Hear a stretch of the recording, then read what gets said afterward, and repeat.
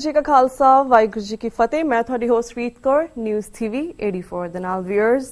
Brampton Canada ਦੀ successful world ਸਿੱਖ conference ਤੋਂ ਬਾਅਦ ਹੁਣ ਆਸਟ੍ਰੇਲੀਆ ਦੇ ਵਿੱਚ ਮਾਰਚ 10, 11, 12, 13 ਨੂੰ ਵਰਲਡ ਸਿੱਖ ਕਾਨਫਰੰਸ ਹੋਣ ਜਾ ਰਹੀ ਹੈ। ਇਸ ਕਾਨਫਰੰਸ ਨੂੰ ਪੰਥਕ ਜਥੇਬੰਦੀਆਂ ਅਤੇ ਸੰਗਤਾਂ ਦੇ ਸਹਿਯੋਗ ਦੇ ਨਾਲ supreme Sikh council of Australia ਦੇ ਵਾਈਸ ਪ੍ਰੈਜ਼ੀਡੈਂਟ ਤੇ ਇਸ ਵਰਲਡ ਸਿੱਖ ਕਾਨਫਰੰਸ ਦੇ ਪ੍ਰੋਜੈਕਟ ਕਨਵੀਨਰ ਸਰਦਾਰ ਗੁਰਬਖਸ਼ ਸਿੰਘ ਜੀ ਨੇ ਪੋਸੀਬਲ ਬਣਾਇਆ ਹੈ। ਅੱਜ ਅਸੀਂ ਇਸ ਵਰਲਡ ਸਿੱਖ ਕਾਨਫਰੰਸ ਦੇ ਬਾਰੇ ਵੇਰਵੇ ਸਹਿਤ ਸਰਦਾਰ ਗੁਰਬਖਸ਼ ਸਿੰਘ ਜੀ ਨਾਲ ਗੱਲਬਾਤ ਕਰਾਂਗੇ, ਜਿਹੜੇ ਕਿ ਇਸ ਵੇਲੇ ਟੀਵੀ 84 ਦੇ ਨਾਲ ਆਸਟ੍ਰੇਲੀਆ ਤੋਂ ਫੋਨ ਲਾਈਨ ਤੇ ਜੁੜ ਚੁੱਕੇ ਨੇ। ਜੀ ਵੀਰ ਜੀ, ਵਾਹਿਗੁਰੂ ਜੀ ਕਾ ਖਾਲਸਾ ਵਾਹਿਗੁਰੂ ਜੀ ਕੀ ਫਤਿਹ। ਵਾਹਿਗੁਰੂ ਜੀ ਕਾ ਖਾਲਸਾ ਵਾਹਿਗੁਰੂ ਜੀ ਕੀ ਫਤਿਹ। ਜੀ ਵੀਰ ਜੀ, ਸਭ ਤੋਂ ਪਹਿਲਾਂ ਤਾਂ ਟੀਵੀ 84 ਦੇ ਦਰਸ਼ਕਾਂ ਦੇ ਪਹਿਲੀ ਵਾਰ ਰੂਬਰੂ ਹੋਣ ਤੇ ਅਸੀਂ ਤੁਹਾਡਾ ਸਵਾਗਤ ਕਰਦੇ ਹਾਂ ਤੇ ਇਸ ਦੇ ਨਾਲ ਵੀਰ ਜੀ ਤੁਹਾਡਾ ਧੰਨਵਾਦ ਵੀ ਕਰਦੇ ਕਿ ਤੁਸੀਂ ਇੰਨੇ ਵੱਡੇ ਪੱਧਰ ਤੇ ਜਿਹੜੀ ਵਰਲਡ ਸਿੱਖ ਕਾਨਫਰੰਸ ਕਰਵਾਉਣ ਜਾ ਰਹੇ ਹੋ। 4 ਦਿਨਾਂ ਦੀ ਜਿਹੜੀ ਕਾਨਫਰੰਸ ਹੈ, I know it's not a easy project. So ਸਭ ਤੋਂ ਪਹਿਲਾਂ ਅਸੀਂ ਜਾਣਨਾ ਚਾਹਾਂਗੇ ਕਿ ਇਸ ਜਿਹੜਾ ਪ੍ਰੋਜੈਕਟ ਹੈਗਾ, ਇਸ ਦਾ ਮੇਨ ਮਕਸਦ ਕੀ ਹੈ, ਇਸ ਕਾਨਫਰੰਸ ਦਾ ਮੇਨ ਮਕਸਦ ਕੀ ਹੈ, also how's are preparations going for this project.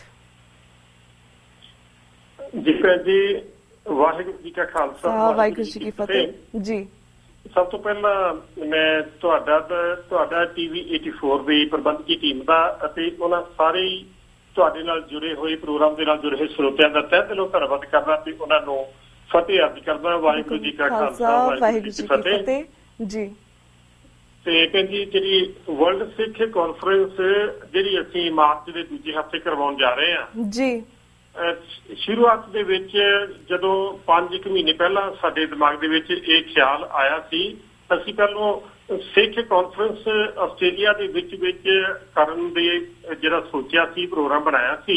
Okay.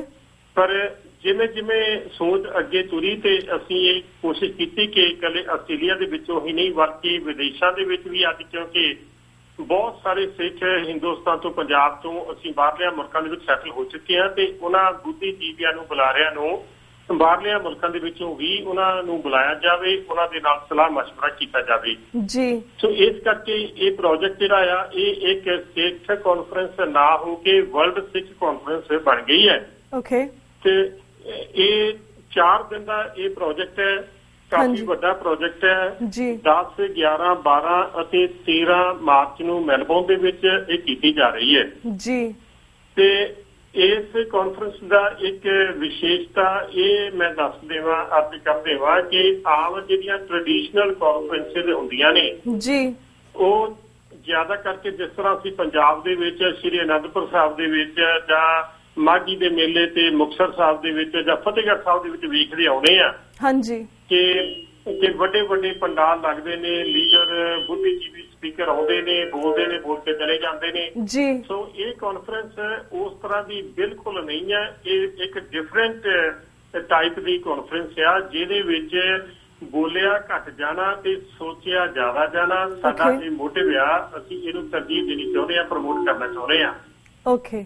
ਕਿ ਅਸੀਂ ਏਦਾਂ ਨਾ ਹੋਵੇ ਕਿ ਇੱਕ ਸਪੀਕਰ ਜਿਹੜਾ ਨਾਮੀ ਸਪੀਕਰ ਹੈ ਉਹ ਆਪਣਾ ਲੈਕਚਰ ਤਿਆਰ ਕਰਕੇ ਆਉਂਦਾ, ਸਟੇਜ ਦੇ ਉੱਤੇ ਬੋਲ ਕੇ ਚਲੇ ਜਾਂਦਾ, ਸ਼ਾਮ ਤੱਕ ਜਿਹੜੇ ਆ ਸਾਰੇ ਸਪੀਕਰ ਬੋਲ ਕੇ ਚਲੇ ਜਾਂਦੇ ਆ ਤੇ ਗੱਲ ਖਤਮ ਹੋ ਜਾਂਦੀ। ਪਰ ਅਸੀਂ ਇਹਨੂੰ ਕੀਤਾ ਕਿ ਨਹੀਂ, ਜਿਹੜੇ ਵੀ ਬੰਦੇ ਇਹਦੇ ਵਿੱਚ ਆਉਣੇ ਨੇ, ਜਿਨ੍ਹਾਂ ਨੇ ਸ਼ਾਮਲ ਹੋਣਾ ਜੀ, ਸੋ ਉਹਨਾਂ ਨੇ ਸਾਰਿਆਂ ਦੀ ਇਨਵੋਲਵਮੈਂਟ ਹੋਵੇ, ਸਾਰੇ ਸੋਚ ਕੇ ਆਪੋ ਆਪਣੀ ਇਨਪੁਟ ਇਹਦੇ ਵਿੱਚ ਪਾਉਣ, ਹਾਂਜੀ, ਆਪੋ ਆਪਣੇ ਖਿਆਲਾਤ ਸਾਂਝੇ ਕਰਨ, ਇੱਕ ਦੂਜੇ ਦੇ ਨਾਲ ਇੰਟਰੈਕਟ ਹੋਵੇ, ਸਾਰਿਆਂ ਨੂੰ ਇਨਵੋਲਵ ਕਰਵਾ ਕੇ ਤਾਂ ਇਹਦੇ ਵਿੱਚ ਇੱਕ ਸੋਚਣ ਦਾ ਪ੍ਰੋਸੈਸ ਜ਼ਿਆਦਾ ਆ ਤੇ ਜਿਹੜੀ ਆ ਲੈਕਚਰਬਾਜ਼ੀ ਆ ਉਹ ਘੱਟ ਆ। ਇਸ ਗੱਲ ਨੂੰ ਮੁੱਖ ਰੱਖ ਕੇ ਅਸੀਂ ਇਹਨੂੰ ਗੁਰਦੁਆਰੇ ਦੇ ਦੀਵਾਨ ਹਾਲ ਦੀ ਬਜਾਏ ਅਸੀਂ ਯੂਨੀਵਰਸਿਟੀ ਦੇ ਆਡੀਟੋਰੀਅਮ ਰੂਮਸ ਦੇ ਵਿੱਚ ਇਹਦਾ ਪ੍ਰਬੰਧ ਕੀਤਾ ਕਿ ਜਿੱਥੇ ਬੈਠ ਕੇ ਆਪਾਂ ਸੋਚ ਸਕੀਏ।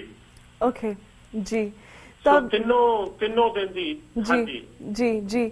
ਤਾਂ ਵੀਰ ਜੀ, how's the preparations going so for?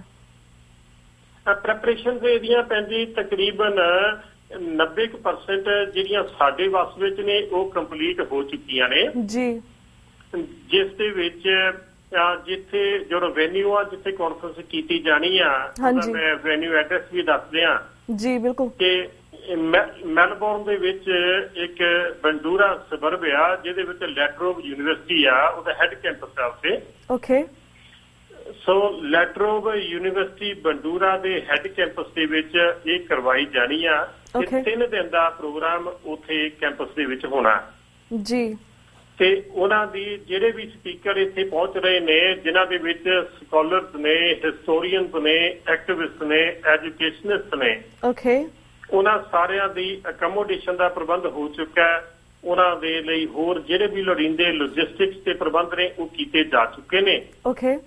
ਤੇ ਅਜੇ ਜੋ ਸਾਡੇ ਵੱਸ ਤੋਂ ਥੋੜਾ ਬਾਹਰ ਵਾਲੀ ਗੱਲ ਹੈ, ਜਿਹੜੀ ਕੁਛ ਰਹਿੰਦਾ ਅਜੇ ਪ੍ਰਬੰਧ ਕਰਨ ਲਈ, ਉਹ ਸਾਡੇ ਇੰਡੀਆ ਤੋਂ ਜਿਹੜੇ ਸਕਾਲਰਸ ਤੇ ਜਿਹੜੇ ਹਿਸਟੋਰੀਅਨਸ ਐਕਟਿਵਿਸਟ ਆ ਰਹੇ ਨੇ, ਉਹਨਾਂ ਸਾਰਿਆਂ ਦੇ ਵੀਜ਼ੇ ਨਹੀਂ ਅਜੇ ਕਨਫਰਮ ਹੋਏ। ਸੋ 2-4 ਦਿਨ ਉਹਦੇ ਲਈ ਹੋਰ ਲੱਗਣਗੇ। ਉਹ ਸਾਡੇ ਚਲੋ ਵੱਸੋਂ ਬਾਹਰ ਦੀ ਗੱਲ ਕਹਿ ਲਈਏ। ਤੇ ਅਦਰਵਾਈਜ਼ ਅਦਰ ਦੈਨ ਦੈਟ ਸਾਰੇ ਪ੍ਰਬੰਧ ਮੁਕੰਮਲ ਹੋ ਚੁੱਕੇ ਨੇ। ਗੁਰੂ ਮਹਾਰਾਜ ਦੀ ਕਿਰਪਾ ਦੇ ਨਾਲ ਅਸੀਂ ਬੜੀ ਚੜ੍ਹਦੀ ਕਲਾ ਵਿੱਚ ਆ ਔਰ ਸੰਗਤਾਂ ਦਾ ਬੜਾ ਵੱਡਾ ਸਹਿਯੋਗ ਸਾਨੂੰ ਪ੍ਰਾਪਤ ਹੈ। ਸੋ ਵੀਰ ਜੀ, before I move on to next question, ਜਿਸ ਗੱਲ ਕੀਤੀ ਕਿ ਕਾਫੀ ਵੱਡੇ ਪੱਧਰ ਤੇ ਲੋਕ ਇੱਥੇ ਆ ਰਹੇ ਨੇ, ਹਿਸਟੋਰੀਅਨ, ਐਕਟਿਵਿਸਟ, ਇੰਡੀਆ ਤੋਂ ਵੀ ਸਕਾਲਰਸ ਆ ਰਹੇ ਨੇ। ਅਸੀਂ ਜਾਣਨਾ ਚਾਹਾਂਗੇ, ਸਾਨੂੰ ਥੋੜਾ ਜਿਹਾ ਦੱਸੋ ਕਿ ਕੌਣ ਆ ਰਿਹਾ ਇਸ ਕਾਨਫਰੰਸ ਦੇ ਵਿੱਚ? ਇਸ ਕਾਨਫਰੰਸ ਦੇ ਵਿੱਚ ਭੈਣ ਜੀ ਅਮਰੀਕਾ ਤੋਂ, ਕੈਨੇਡਾ ਤੋਂ, ਯੂਰਪੀਅਨ ਤੋਂ, ਏਸ਼ੀਆ ਤੋਂ ਤੇ ਆਸਟ੍ਰੇਲੀਆ, ਜਿਹਦੇ ਵਿੱਚ ਨਿਊਜ਼ੀਲੈਂਡ ਆ ਜਾਂਦਾ ਕੰਟਰੀ, ਤੇ ਆਸਟ੍ਰੇਲੀਆ। ਜੇ ਮੈਂ ਦੱਸਾਂ ਤੇ ਮੁੱਖ ਜਿਹੜੇ ਆ ਸਪੀਕਰ ਦੇ ਨਾਮ ਹੈ ਤੁਹਾਨੂੰ ਜਵਾਨੀ ਸਾਂਝੇ ਕਰ ਸਕਦਾ। ਸੋ ਜਿਨ੍ਹਾਂ ਦੇ ਵਿੱਚ ਅਮਰੀਕਾ ਤੋਂ ਸਰਦਾਰ ਹਰਿੰਦਰ ਸਿੰਘ ਜੀ, ਸਿੱਖ ਰਿਸਰਚ ਇੰਸਟੀਚਿਊਟ ਵਾਲੇ, ਤੇ ਡਾਕਟਰ ਪ੍ਰਿਤਪਾਲ ਸਿੰਘ ਜੀ ਨੇ ਅਮਰੀਕਨ AGPC ਵਾਲੇ, ਸਰਦਾਰ ਯਾਦਵਿੰਦਰ ਸਿੰਘ ਜੀ ਨੇ, ਤੇ ਹਰਦਿਆਲ ਸਿੰਘ ਜੀ ਯੂਨਾਈਟਿਡ ਸਿੱਖ ਆਰਗੇਨਾਈਜੇਸ਼ਨ ਵਾਲੇ, ਸਰਦਾਰ ਜਸਵੀਰ ਸਿੰਘ ਜੀ ਅਤੇ ਸਰਦਾਰ Sukhwinder Singh ji radio vice of Khalsa ਵਾਲੇ। ਤੇ ਇਹ ਵੀਰ ਜਿਹੜੇ ਅਮਰੀਕਾ ਦੇ ਵਿੱਚੋਂ ਚੇਤੇ ਤੌਰ ਤੇ ਪਹੁੰਚ ਰਹੇ ਨੇ। ਅਤੇ ਉਹਨਾਂ ਦੇ ਨਾਲ ਹੀ ਕੈਨੇਡਾ ਤੋਂ ਨੇ ਸਰਦਾਰ Jagmeet Singh ji, member of provincial parliament ਨੇ ਜਿਹੜੇ, ਸਰਦਾਰ ਮਨਿੰਦਰ ਸਿੰਘ ਜੀ BC ਤੋਂ ਨੇ, ਵੈਨਕੂਵਰ ਤੋਂ ਨੇ, ਅਤੇ ਸਿੱਖਸ ਫॉर ਜਸਟਿਸ ਤੋਂ ਸਰਦਾਰ ਜਤਿੰਦਰ ਸਿੰਘ ਜੀ ਗਰੇਵਾਲ ਉਹ ਪਹੁੰਚ ਰਹੇ ਨੇ, ਸਰਦਾਰ ਹਰਪ੍ਰੀਤ ਸਿੰਘ ਜੀ ਵੈਨਕੂਵਰ ਤੋਂ। ਸੋ ਇਹ 4 ਬੁਲਾਰੇ ਜਿਹੜੇ ਆ ਇਹ ਕੈਨੇਡਾ ਤੋਂ ਆ ਰਹੇ ਨੇ। ਸੋ ਇਹਨਾਂ ਤੋਂ ਇਲਾਵਾ ਜਰਮਨੀ ਤੋਂ ਬੱਬਰ ਰੇਸ਼ਮ ਸਿੰਘ ਜੀ ਇੱਥੇ ਆ ਰਹੇ ਨੇ। ਸਵਿਟਜ਼ਰਲੈਂਡ ਤੋਂ ਮਾਸਟਰ ਕਰਨ ਸਿੰਘ ਜੀ ਨੇ, ਅਤੇ ਫਰਾਂਸ ਤੋਂ ਸਰਦਾਰ ਗੁਰਦਿਆਲ ਸਿੰਘ ਜੀ ਨੇ, ਦਸਤਾਰ ਐਕਸ਼ਨ ਕਮੇਟੀ ਵਾਲੇ। ਸੋ ਸਰਦਾਰ ਇੰਦਰਜੀਤ ਸਿੰਘ ਜੀ ਉਹ ਸਿੰਗਾਪੁਰ ਤੋਂ ਨੇ, ਬੜੇ ਪਤਵੰਤੇ ਸੱਜਣ ਨੇ ਸਿੰਗਾਪੁਰ ਦੇ ਵਿੱਚ, ਉਹ ਚੌਧਿਆਂ ਤੇ ਇਸ ਵੇਲੇ ਸੇਵਾ ਨਿਭਾ ਰਹੇ ਨੇ। ਸਾਡੇ ਕੁਝ ਵੀਰ ਨੇ ਜਿਹੜੇ ਵਿਦੇਸ਼ਾਂ ਤੋਂ ਆ ਰਹੇ ਨੇ। ਅਤੇ ਇੰਡੀਆ ਤੋਂ ਜੇਕਰ ਮੈਂ ਉਹਨਾਂ ਸਕਾਲਰਸ ਦੀ ਗੱਲ ਕਰਾਂ, ਜਿਨ੍ਹਾਂ ਦੇ ਵਿੱਚ ਪ੍ਰਮੁੱਖ ਤੌਰ ਦੇ ਉੱਤੇ ਸਰਦਾਰ ਗੁਰਤੇਜ ਸਿੰਘ ਜੀ IAS ਚੰਡੀਗੜ੍ਹ ਵਾਲੇ, ਉਹਨਾਂ ਦੇ ਨਾਲ ਹੀ ਨੇ ਗੁਰਦਰਸ਼ਨ ਸਿੰਘ ਜੀ ਢਿੱਲੋਂ ਜਿਹੜੇ ਕਿ ਮਸ਼ਹੂਰ ਹਿਸਟੋਰੀਅਨ ਨੇ। ਤੇ ਸਰਦਾਰ ਜਸਪਾਲ ਸਿੰਘ ਜੀ ਹੇਰਾ ਪਹਿਰੇਦਾਰ ਅਖਬਾਰ ਦੇ ਸੰਪਾਦਕ ਨੇ। ਸਰਦਾਰ ਜਰਨੈਲ ਸਿੰਘ ਜੀ ਉਹ ਦਿੱਲੀ ਤੋਂ ਜਿਹੜੇ MLA ਨੇ ਆਪ ਪਾਰਟੀ ਦੇ, ਉਹ ਪਹੁੰਚ ਰਹੇ ਨੇ। ਤੇ ਪੰਜਾਬ ਹਿਊਮਨ ਰਾਈਟਸ ਆਰਗੇਨਾਈਜੇਸ਼ਨ ਦੇ ਨੇ ਸਰਦਾਰ ਰਾਜਵਿੰਦਰ ਸਿੰਘ ਬੈਂਸ ਅਤੇ ਸਰਬਜੀਤ ਸਿੰਘ ਜੀ ਵੇਰਕਾ। ਸ਼੍ਰੋਮਣੀ ਕਮੇਟੀ ਮੈਂਬਰ ਨੇ ਸਰਦਾਰ ਸੁਖਦੇਵ ਸਿੰਘ ਜੀ ਭੌਰ, ਤੇ ਜਥੇਦਾਰ ਕੇਵਲ ਸਿੰਘ ਜੀ ਨੇ ਜਿਹੜੇ ਐਕਸ ਜਥੇਦਾਰ ਦਮਦਮਾ ਸਾਹਿਬ ਦੇ ਨੇ, ਗਿਆਨੀ ਕੇਵਲ ਸਿੰਘ ਜੀ। ਤੇ ਐਡਵੋਕੇਟ ਨੇ ਸਿਮਰਨਜੀਤ ਸਿੰਘ, ਐਡਵੋਕੇਟ ਨੇ ਜਿਹੜੇ ਸਿੱਖ ਵੌਇਸ ਆਫ ਫਰੀडम ਦੇ ਵੀ ਉਹ ਕਾਰਜਕਰਤਾ ਨੇ। ਸਰਦਾਰ ਈਸ਼ਰ ਸਿੰਘ ਜੀ ਮਸਤੂਆਣੇ ਤੋਂ ਨੇ, ਤੇ ਡਾਕਟਰ ਸੇਵਕ ਸਿੰਘ ਜੀ ਇਹ ਪਟਿਆਲਾ ਯੂਨੀਵਰਸਿਟੀ ਤੋਂ ਨੇ, ਮਸਤੂਆਣਾ ਯੂਨੀਵਰਸਿਟੀ ਦੇ ਵਿੱਚ ਇਹ ਪ੍ਰੋਫੈਸਰ ਔਨ ਰਿਲੀਜੀਅਸ ਸਟੱਡੀਜ਼ ਦੇ ਨੇ, ਡਾਕਟਰ ਸੇਵਕ ਸਿੰਘ। ਸੋ ਇਹ ਕੁਝ ਕੁ ਬੁਲਾਰੇ ਨੇ ਜਿਹੜੇ ਇੰਡੀਆ ਤੋਂ ਆ ਰਹੇ ਨੇ। ਇਹਨਾਂ ਤੋਂ ਇਲਾਵਾ ਨਿਊਜ਼ੀਲੈਂਡ ਤੋਂ ਸਰਦਾਰ ਰਜਿੰਦਰ ਸਿੰਘ ਜੀ, ਸਰਦਾਰ ਹਰਮੀਤ ਸਿੰਘ ਜੀ, ਸਰਦਾਰ ਕਸ਼ਮੀਰ ਸਿੰਘ ਜੀ, ਉਹ 4 ਬੁਲਾਰੇ ਨੇ ਜਿਹੜੇ ਆ ਨਿਊਜ਼ੀਲੈਂਡ ਤੋਂ ਇੱਥੇ ਆ ਰਹੇ ਨੇ। ਸੋ ਇੰਨੇ ਕੁ ਸਾਡੇ ਬੁੱਧੀਜੀਵੀ ਨੇ ਜਿਹੜੇ ਉਚੇਚੇ ਤੌਰ ਤੇ ਮੈਂ ਜਿਹਨਾਂ ਦੇ ਨਾਂ ਲੈਣੇ ਯੋਗ ਸਮਝਾਂਗਾ। ਜੀ ਬਿਲਕੁਲ। ਤੇ ਵੀਰ ਜੀ, ਤੁਸੀਂ ਇੰਨੇ ਬੁਲਾਰਿਆਂ ਦੇ ਨਾਮ ਦੱਸੇ, ਆਈ ਨੋ ਕਿ ਤਾਂ ਹੀ ਇਹ 4 ਦਿਨ ਦਾ ਕਨਸੈਪਟ ਪੂਰਾ ਤਿਆਰ ਕੀਤਾ, 4 ਦਿਨ ਦਾ ਲੇਆਊਟ ਹੋਇਆ ਵਾ। ਪਰ ਜਿਸ ਤਰ੍ਹਾਂ ਤੁਸੀਂ 3 ਦਿਨ ਦਾ ਦੱਸਿਆ ਕਿ ਇਹ ਕੈਂਪਸ ਦੇ ਵਿੱਚ ਹੋਏਗਾ ਫਰਸਟ 3 ਡੇ, ਜਿਹੜਾ ਚੌਥਾ ਦਿਨ ਹੋਏਗਾ ਉਹਦਾ ਲੇਆਊਟ ਕੀ ਹੈ, ਉਸ ਦੇ ਵਿੱਚ ਕੀ ਹੋਵੇਗਾ? ਹਾਂਜੀ ਭੈਣ ਜੀ, ਜਿਹੜੇ 3 ਦਿਨ ਯੂਨੀਵਰਸਿਟੀ ਦੇ ਵਿੱਚ ਹੋਣੇ ਨੇ, ਤਿੰਨੋਂ ਦਿਨਾਂ ਲਈ ਵੱਖ-ਵੱਖ ਏਜੰਡਾ ਆਈਟਮਸ ਨੇ ਜਿਹੜੀਆਂ ਅਸੀਂ ਉੱਥੇ ਡਿਸਕਸ ਕਰਨੀਆਂ ਨੇ। ਸੋ ਪਹਿਲੇ ਦਿਨ, ਦੂਜੇ ਦਿਨ ਤੇ ਤੀਜੇ ਦਿਨ ਜਦੋਂ ਤਿੰਨੋਂ ਹੀ ਆਈਟਮਸ ਡਿਸਕਸ ਹੋ ਗਈਆਂ ਤਾਂ ਚੌਥਾ ਦਿਨ ਗੁਰਦੁਆਰਾ ਸਾਹਿਬ ਦੇ ਵਿੱਚ ਰੱਖਿਆ ਹੋਇਆ ਸਪੈਸ਼ਲੀ। ਉਹਦੀ ਇੱਕ ਇਹ ਵੀ ਵਜ੍ਹਾ ਆ ਕਿਉਂਕਿ ਯੂਨੀਵਰਸਿਟੀ ਦੇ ਵਿੱਚ ਵਿਚਾਰ ਚਰਚਾ ਜ਼ਿਆਦਾ ਹੋਣੀ ਆ, ਇਸ ਕਰਕੇ ਅਸੀਂ ਜਿਹੜੀ ਆਮ ਜਨਰਲ ਪਬਲਿਕ ਕਹਿ ਲਈਏ ਉਹਨੂੰ ਯੂਨੀਵਰਸਿਟੀ ਦੇ ਵਿੱਚ ਉਹਨਾਂ ਨੂੰ ਅਸੀਂ ਇਨਕਰੇਜ ਨਹੀਂ ਕਰ ਰਹੇ ਉੱਥੇ ਆਉਣ ਲਈ। ਉੱਥੇ ਤਕਰੀਬਨ 200-250 ਬੰਦਾ ਉੱਥੇ ਜਿਹੜਾ ਅਕਮੋਡੇਟ ਕੀਤਾ ਜਾ ਸਕਦਾ। ਅਸੀਂ ਸਪੈਸ਼ਲ ਰਜਿਸਟ੍ਰੇਸ਼ਨ ਕਰ ਰਹੇ ਆ ਉਹਨਾਂ ਵਿਅਕਤੀਆਂ ਦੀ ਜਿਹੜੇ ਕਿ ਆਸਟ੍ਰੇਲੀਆ ਦੇ ਵੱਖ-ਵੱਖ ਸਟੇਟਾਂ ਤੋਂ ਆ ਰਹੇ ਨੇ ਜੀ, ਤੇ ਪਲੱਸ ਜਿਹੜੇ ਲੋਕਲ ਵਿਕਟੋਰੀਆ ਸਟੇਟ ਦੇ ਵਿੱਚੋਂ ਜਾਂ ਮੈਲਬੌਰਨ ਸ਼ਹਿਰ ਦੇ ਵਿੱਚੋਂ ਨੇ, ਉਹਨਾਂ ਦੇ ਵਿੱਚੋਂ 150 ਬੰਦਾ ਹੋਣਾ ਰਜਿਸਟਰ ਕੀਤਾ ਹੋਇਆ ਜੀ ਜੀ। ਬਟ ਜਨਰਲ ਸੰਗਤ ਜਿਹਨੂੰ ਕਹਿ ਲਈਏ ਜਾਂ ਜਨਰਲ ਪਬਲਿਕ ਕਹਿ ਲਈਏ, ਉਹ ਵੀ ਇੰਟਰਸਟ ਸ਼ੋ ਕਰਦੀ ਹੈ ਤੇ ਉਹਦੇ ਨਾਲ ਇੰਟਰੈਕਟ ਹੋਣ ਦਾ ਫਿਰ ਹੋਰ ਕੋਈ ਸਾਧਨ ਨਹੀਂ ਸੀ ਜੀ।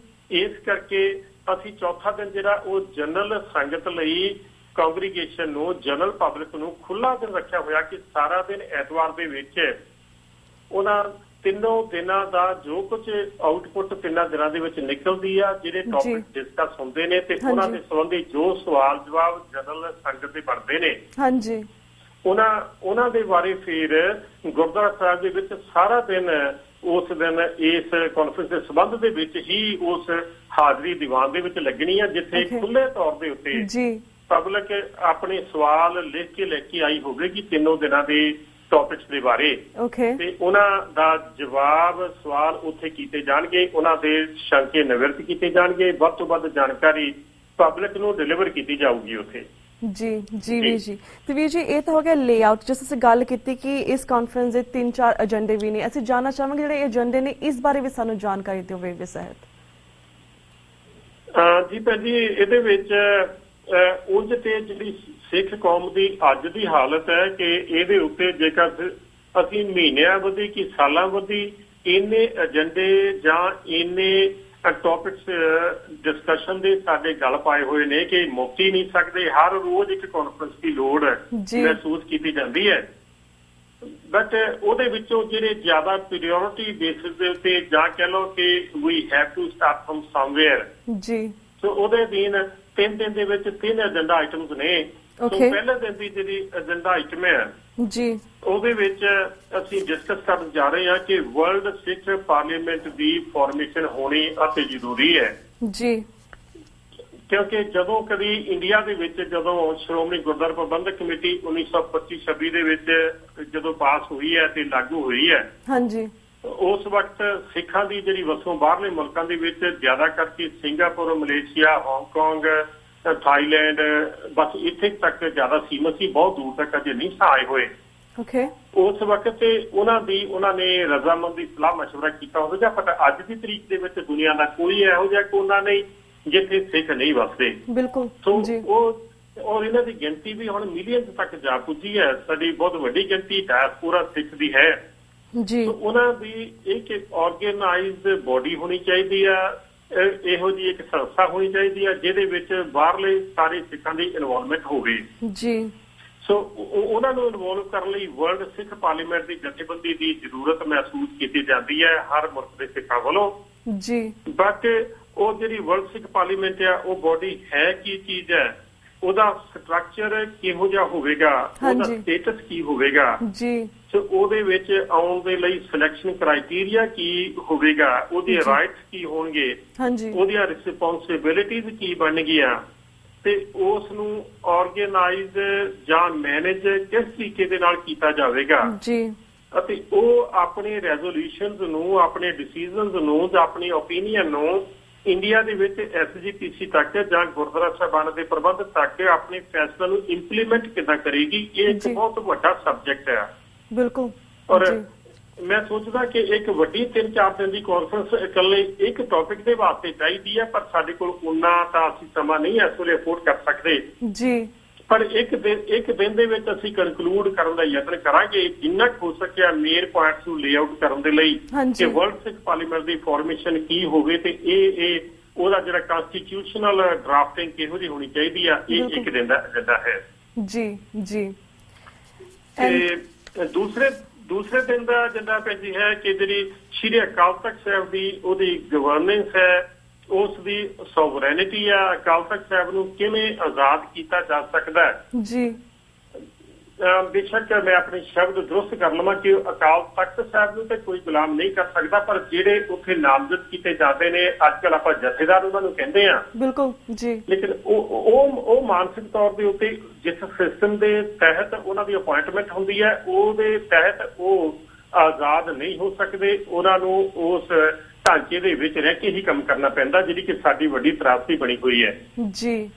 ਤੇ ਉਹਨਾਂ ਜਥੇਦਾਰਾਂ ਦੀ ਨਿਯੁਕਤੀ ਕਿਵੇਂ ਹੁੰਦੀ ਹੈ, ਉਹਨਾਂ ਦੀ ਸਿਲੈਕਸ਼ਨ ਕਿਵੇਂ ਹੁੰਦੀ ਹੈ, ਸਿਲੈਕਸ਼ਨ ਕ੍ਰਾਈਟੇਰੀਆ ਕੀ ਉਹਨਾਂ ਦਾ ਹੋਣਾ ਚਾਹੀਦਾ ਹੈ ਜੀ। ਸੋ ਉਹਨਾਂ ਦੀਆਂ ਰਾਈਟਸ ਕੀ ਨੇ ਜਥੇਦਾਰ ਦੇ, ਉਹਨਾਂ ਦੀਆਂ ਰਿਸਪੌਂਸਿਬਿਲਿਟੀਜ਼ ਕੀ ਨੇ ਜੀ, ਉਹਨਾਂ ਦੀ ਆਜ਼ਾਦੀ ਜਥੇਦਾਰ ਦੀ ਜਾਂ ਸੋਵਰੈਨਿਟੀ ਕਿੱਥੋਂ ਤੱਕ ਹੈ, ਤੇ ਕੀ ਉਹ ਕਿਸੇ ਨੂੰ ਜਵਾਬਦੇਹ ਵੀ ਹੈ ਕਿ ਨਹੀਂ ਹੈ, ਕਿਹਨੂੰ ਜਵਾਬਦੇਹ ਹੋਣਾ ਚਾਹੀਦਾ ਹੈ ਜੀ। ਤੇ ਸੋ ਇਸ ਤਰ੍ਹਾਂ ਦੇ ਅਨੇਕਾਂ ਸਵਾਲ ਨੇ ਇਸ ਅਕਾਲ ਤਖਤ ਸਾਹਿਬ ਦੀ ਜਿਹੜੀ ਆ ਮੈਨੇਜਮੈਂਟ ਕਹਿ ਲਈਏ ਜਾਂ ਉਹਦੀ ਗਵਰਨੈਂਸ ਕਹਿ ਲਈਏ, ਕਿ ਉਹਦੇ ਸੰਬੰਧ ਦੇ ਵਿੱਚ ਇੱਕ ਦਿਨ ਦੀ ਵਿਚਾਰ ਇਹ ਹੋਵੇਗੀ। ਇਹ ਸਾਰੇ ਬਹੁਤ ਹੀ ਜ਼ਿਆਦਾ ਸੁਲਝੇ ਹੋਏ ਸੱਜਣ ਨੇ ਜਿਹੜੇ ਜੀ ਇੱਥੇ ਪਹੁੰਚ ਰਹੇ ਨੇ।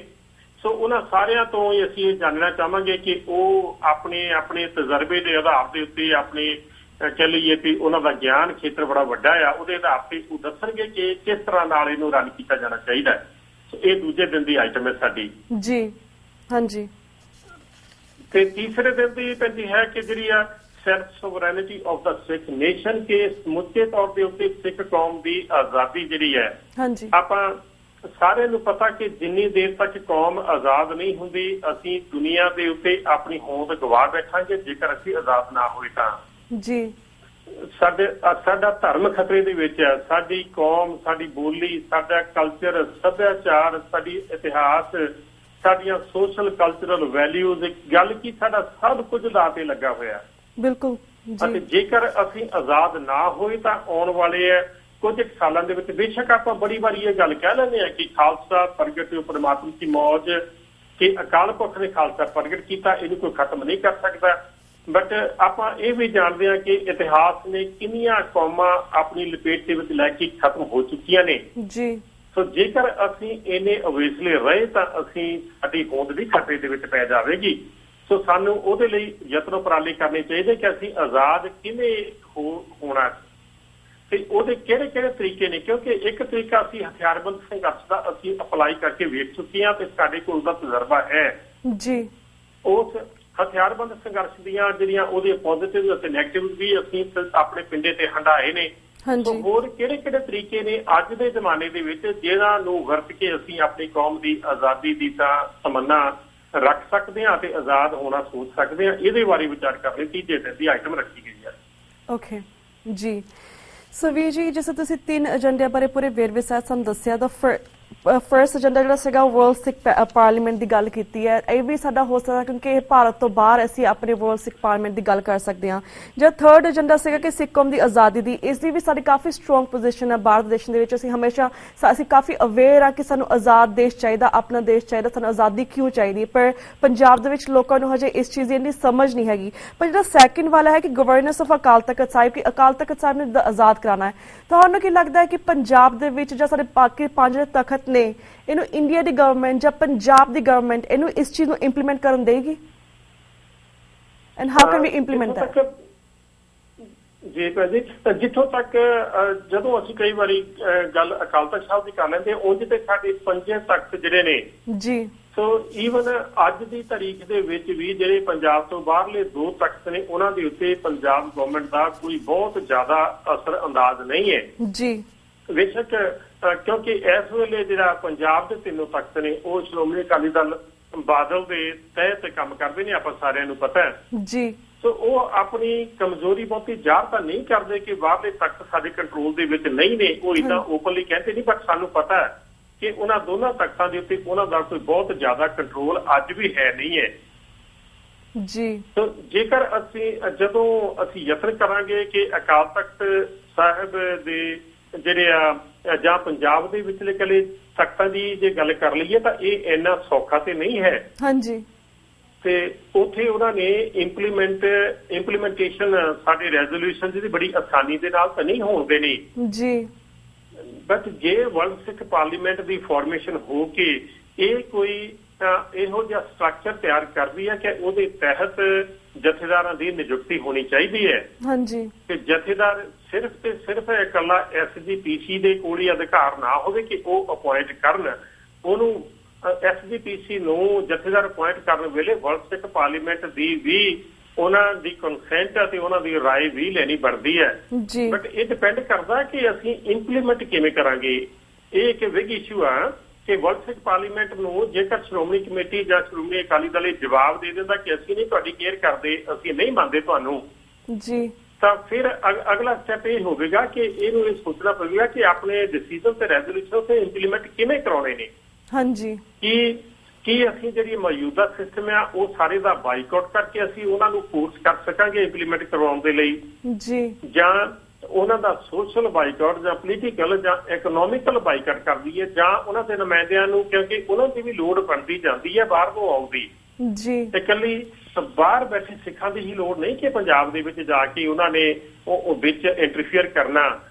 ਈਵਨ ਇੰਡੀਆ ਦੇ ਵਿੱਚ ਸ਼੍ਰੋਮਣੀ ਕਮੇਟੀ ਦੇ ਜਥੇਦਾਰ ਅਤੇ ਉਹਨਾਂ ਦੇ ਅਧਿਕਾਰੀ, ਉਹਨਾਂ ਨੂੰ ਵੀ ਹੁਣ ਬਾਹਰ ਬੈਠੇ ਸਿੱਖਾਂ ਦੀ ਬੜੀ ਲੋੜ ਹੈ। ਉਹ ਵੀ ਬਾਹਰ ਆਉਂਦੇ ਨੇ, ਆਉਣਾ ਚਾਹੁੰਦੇ ਨੇ। ਉਹਨਾਂ ਦੇ ਲਈ ਵੀ ਇੱਕ ਬਿਗ ਏਜੰਡਾ ਆ ਬਾਹਰਲੇ ਸਿੱਖਾਂ ਨੂੰ ਆਪਣੇ ਹੱਥ ਵਿੱਚ ਰੱਖਣ ਦਾ, ਜਿਹੜਾ ਕਿ ਉਹ ਫਿਰ ਨਹੀਂ ਰੱਖ ਸਕਣਗੇ। ਜੇਕਰ ਉਹ ਵਰਲਡ ਸਿੱਖ ਪਾਰਲੀਮੈਂਟ ਦੀ ਕੋਈ ਰਿਸਪੈਕਟ ਨਹੀਂ ਦਿੰਦੇ, ਇਹਨੂੰ ਮਾਨਤਾ ਨਹੀਂ ਦਿੰਦੇ, ਤਾਂ ਇਹਦਾ ਮਤਲਬ ਹੈ ਕਿ ਉਹਨਾਂ ਨੂੰ ਵੀ ਫਿਰ ਬਾਹਰ ਉਹ ਰਿਸਪੈਕਟ ਤੇ ਮਾਨਤਾ ਨਹੀਂ ਦਿੱਤੀ ਜਾਵੇਗੀ। ਤਾਂ ਇੱਕ ਹੱਦ ਤੱਕ ਇਹ ਸੋਚਿਆ ਜਾਣਾ ਆਉਣ ਵਾਲੇ ਸਮੇਂ ਦੇ ਵਿੱਚ ਕਿ ਅਸੀਂ ਕਿੱਦਾਂ ਇੰਪਲੀਮੈਂਟ ਕਰਨਾ ਆਪਣੇ ਆਪ ਨੂੰ ਉੱਥੇ। ਉਹਦੇ ਉੱਤੇ ਫਿਰ ਡਿਪੈਂਡ ਕਰਦਾ, ਸਿੱਧੀ ਆਸਾਨੀ ਦੇ ਨਾਲ ਨਹੀਂ ਉਹਨਾਂ ਨੇ ਮੰਨਣਾ। ਜਿਹੜਾ ਤੁਹਾਡਾ ਸਵਾਲ ਹੈ ਮੈਂ ਉਹ ਕਲੀਅਰ ਕਰਦੇ ਹਾਂ ਕਿ ਜਥੇਦਾਰਾਂ ਦੀ ਨਿਯੁਕਤੀ ਜਾਂ ਉਹਨਾਂ ਦਾ ਕੰਟਰੋਲ ਜਾਂ ਗਵਰਨੈਂਸ ਜਿਹੜੀ ਆ ਉਹ ਐਡੀ ਛੇਤੀ ਨਹੀਂ ਮੰਨਣ ਵਾਲੇ ਇੰਡੀਆ ਵਾਲੇ। ਬਟ ਜਦੋਂ ਅਸੀਂ ਉਹਨਾਂ ਨੂੰ ਆਪਣੇ ਜਥੇਬੰਦਕ ਤਾਕਤ ਦਾ ਅੰਦਾਜ਼ਾ ਕਰਵਾਵਾਂਗੇ ਤੇ ਜਦੋਂ ਦੱਸਾਂਗੇ ਕਿ ਅਸੀਂ ਬਾਹਰਲੇ ਮੁਲਕਾਂ ਦੇ ਵਿੱਚ ਸਿੱਖ ਅਸੀਂ ਇਕਮੁੱਠ ਹੋ ਰਹੇ ਹਾਂ, ਇੱਕ ਝੰਡੇ ਥੱਲੇ ਇਕੱਠਰ ਹੋ ਰਹੇ ਹਾਂ, ਤਾਂ ਫਿਰ ਉਹ ਸੋਚਣ ਲਈ ਮਜਬੂਰ ਵੀ ਹੋ ਜਾਣਗੇ ਔਰ ਮੰਨਣ ਲਈ ਵੀ ਆਪਣੇ ਆਪ ਨੂੰ ਤਿਆਰ ਕਰ ਲੈਣਗੇ। ਜੀ ਬਿਲਕੁਲ ਬਿਲਕੁਲ ਵੀਰ ਜੀ ਥੈਂਕ ਯੂ ਸੋ ਮਚ ਕਿ ਤੁਸੀਂ ਇਸ ਵਰਲਡ ਸਿੱਖ ਕਾਨਫਰੰਸ ਦੇ ਬਾਰੇ ਸਾਨੂੰ ਪੂਰੇ ਵੇਰਵੇ ਸਹਿਤ ਜਾਣਕਾਰੀ ਦਿੱਤੀ ਐਂਡ ਓਵਰਆਲ ਬੁਲਾਰਿਆਂ ਦੇ ਬਾਰੇ ਵੀ ਸਾਨੂੰ ਜਾਣਕਾਰੀ ਦਿੱਤੀ। 4 ਦਿਨਾਂ ਦਾ ਲੇਆਊਟ ਹੈ, ਇਸ ਬਾਰੇ ਵੀ ਸਾਨੂੰ ਪੂਰਾ ਦੱਸਿਆ। ਐਂਡ ਕਿਉਂਕਿ ਸਾਡਾ ਵਕਤ ਵੀ ਬਹੁਤ ਲਿਮਿਟਿਡ ਹੈ, ਇੱਕ ਅੱਧਾ ਮਿੰਟ ਰਹਿ ਗਿਆ, ਤੁਸੀਂ ਪਹਿਲੀ ਵਾਰ ਸਾਡੇ ਦਰਸ਼ਕਾਂ ਦੇ ਰੂਬਰੂ ਹੋਏ। ਅਸੀਂ ਚਾਹਾਂਗੇ ਕਿ ਤੁਸੀਂ ਸਾਡੇ ਦਰਸ਼ਕਾਂ ਨੂੰ ਥੋੜੇ ਸੈਕਿੰਡਸ ਦੇ ਵਿੱਚ ਇੱਕ ਸੁਨੇਹਾ ਵੀ ਜ਼ਰੂਰ ਜਾਂਦੇ ਦਿਓ। ਜੀ ਭੈਣ ਜੀ, ਮੈਂ ਸੰਖੇਪ ਰੂਪ ਦੇ ਵਿੱਚ ਸੁਨੇਹਾ ਦੇਣ ਜੋਗਾ ਅਸਲ ਦੇ ਵਿੱਚ ਮੇਰੀ ਕੋਈ ਹੈਸੀਅਤ ਨਹੀਂ ਹੈ ਕਿ ਏਡੇ ਵੱਡੀ ਗੁਰੂ ਨਾਨਕ ਦੀ ਕੌਮ ਦੇ ਪੈਰੋਕਾਰਾਂ ਨੂੰ ਮੈਂ ਕੋਈ ਸੁਨੇਹਾ ਦੇਵਾਂ।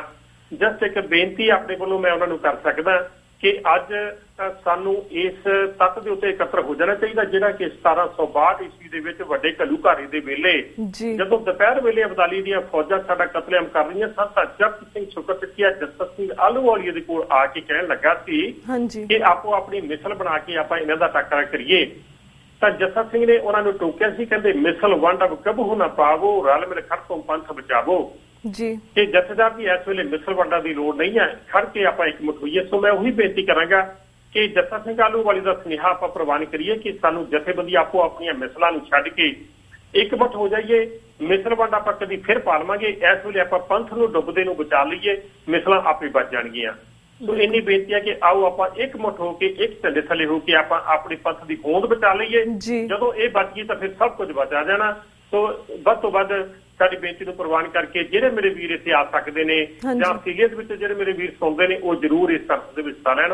ਇਹਨਾਂ ਸ਼ਬਦਾਂ ਨਾਲ ਹੀ ਮੈਂ ਖੇਮਾ ਦਾ ਜਾਚਕ ਹਾਂ। ਵਾਹਿਗੁਰੂ ਜੀ ਕਾ ਖਾਲਸਾ, ਵਾਹਿਗੁਰੂ ਜੀ ਕੀ ਫਤਿਹ। ਵੀਰ ਜੀ ਵਿਊਅਰਸ, ਇਸ ਦੇ ਨਾਲ ਅਸੀਂ ਤੁਹਾਡੇ ਕੋਲ ਇਜਾਜ਼ਤ ਲੈਂਦੇ ਹਾਂ। ਮੰਡੇ ਨੂੰ ਮਿਲਾਂਗੇ ਸੇਮ ਟਾਈਮ ਸੇਮ ਸ਼ੋਅ ਤੇ। ਤਦ ਤੱਕ ਲਈ ਵਾਹਿਗੁਰੂ ਜੀ ਕਾ ਖਾਲਸਾ, ਵਾਹਿਗੁਰੂ ਜੀ ਕੀ ਫਤਿਹ।